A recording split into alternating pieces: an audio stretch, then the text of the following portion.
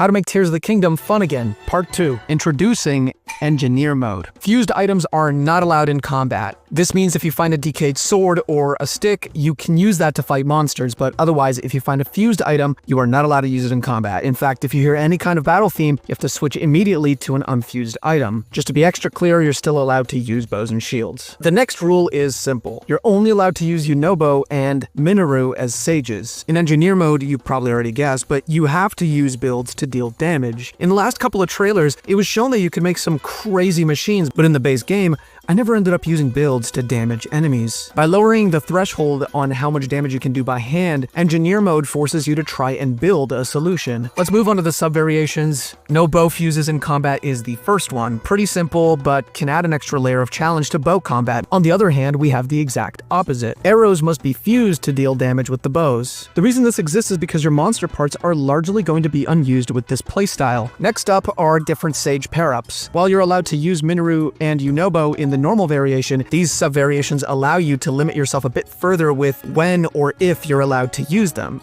I don't really have a great name for it, but Minoru/Yunobo not allowed or only allowed after their respective upgrades. The next one ups the challenge of how recharging and optimizing your build is gonna go. No Zonai charges allowed for recharges, so you won't have access to the one resource you need to recharge your batteries when you run out. The last rule I could think of was no auto build, again, and optionally schematics only. For the players that have more patience to do Engineer Mode without the use of auto build, this extra rule is for you. Subscribe for more awesome content like this if you haven't already.